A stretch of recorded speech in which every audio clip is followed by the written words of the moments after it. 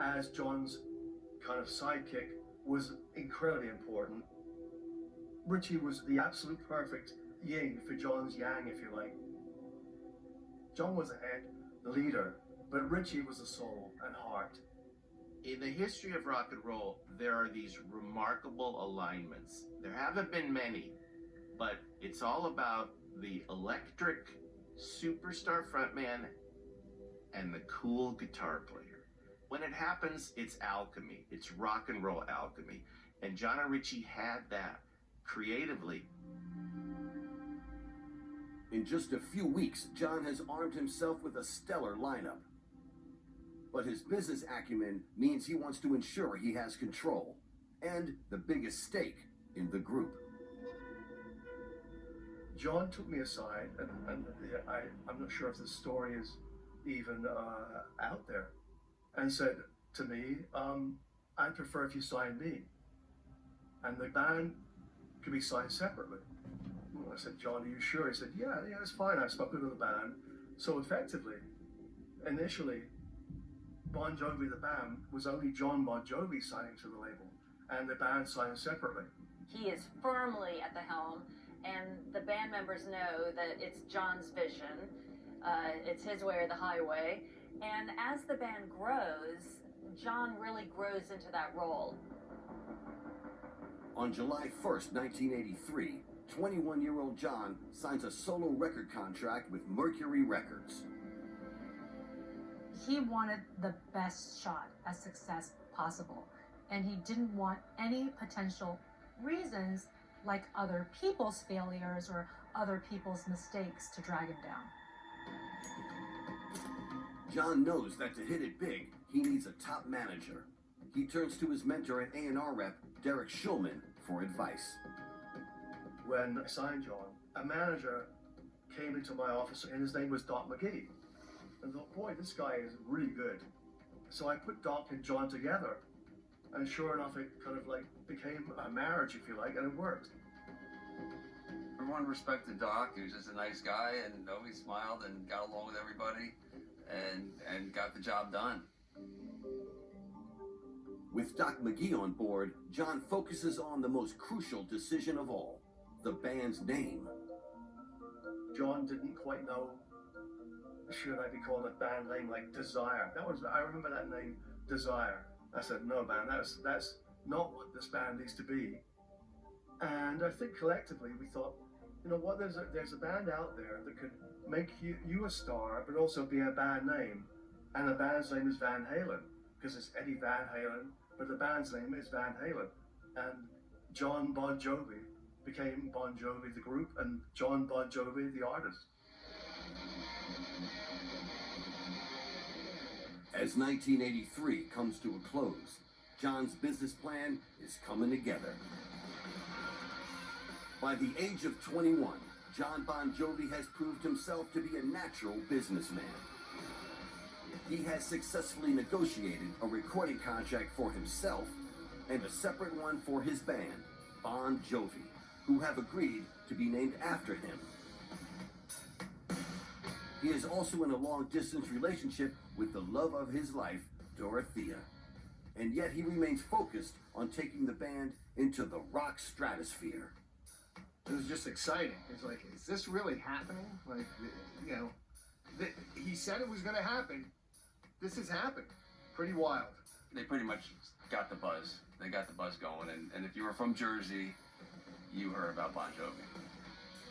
He's convinced the record executives, and he has a local fan base. But can he convince everybody else? John and his guitarist, Richie Sambora, set about writing songs for their debut album in a damp room of Richie's parents' house. I actually remember when they went into their writing sessions, you know, literally in a little garage, and going for, you know, several days at a time, and literally their heads down. It was good for them to write under those conditions. You know, I think, you know, you get a major label deal, think I'm going to get lots of money, and they're going to put me in a nice studio. It's good to work for things. On January 21st, 1984, Bon Jovi releases its debut album, recorded at the Power Station and co-produced by John's cousin, Tony Bon Jovi. The first album, it's called Bon Jovi. Who's on the cover? Jon Bon Jovi. No sign of any other band members. They're like tucked away in the back. Perhaps to all intents and purposes, it could be perceived as a solo album, but I think he just sets out his mission from the get-go that this is his project, this is his vision, it's about him, but there's no mistaking that it's a democracy, because it's not. But despite John's ambition, the album fails to crack the top 40. It didn't do as well as I hoped it would do. It certainly wasn't the big smash hit that I thought it might be. You can knock us down, but we get back up, and when we get back up, we just get stronger. Despite the disappointing album sales, manager Doc McGee books the band a tour as a support act. Doc said, okay, to the band, what do you want to be? Do you want to be Ricky Nelson, or do you want to be Van Halen? Do you want to be a rock star? And John said, no, I want to be a rock star. He said, oh, good. Let's get you out there with Kiss and the Scorpions and Rat and put you on stage with rock bands. But John also has a life-changing decision to make. With a 7-month tour looming, he wants his focus to be entirely on making his band a success. To avoid distractions, he breaks up with his childhood sweetheart, Dorothea. It's almost like, you know, he signed up for the army and you know, he's going off to battle. So, like, goodbye, you know, this is the end. Farewell, my love. He's so single-minded that there's no room in his life for, like, work-life balance. John prioritized his business and his career. And he did this at the expense of his relationship with Dorothea because he knew that this was in service of the bigger goal and the highest priority that he had in his life at this point, which was his career. August 6th, 1984. Bon Jovi hits Japan 4 months into a world tour supporting hard rock acts Scorpions and Kiss.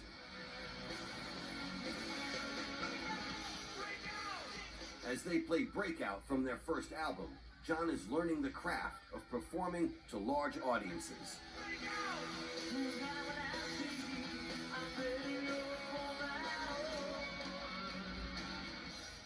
They got to open up for these major bands, and Doc is like, go out there and study these guys. Study what they do and learn from them.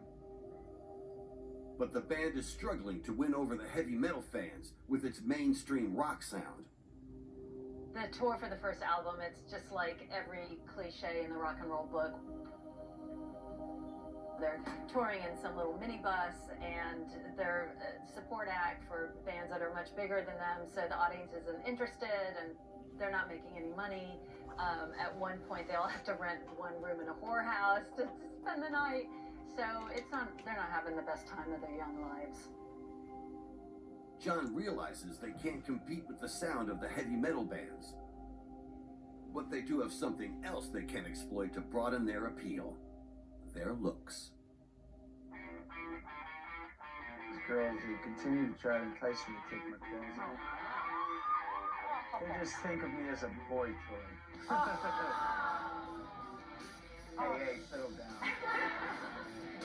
John couldn't help but be aware that being a pretty boy was instrumental to the interest in the band, and I think there's also a level of resentment because he's there like, well, what, you know, I'm more than just a pretty face, but he had to admit, however begrudgingly, that was part of the appeal. John is also realizing the role his attractive sidekick, Richie, could play in the band's success. The synergy of what they produced together. Like when you saw them in concert, when they were truly there on that stage together, it was magic. And that doesn't happen a lot in the history of rock and roll.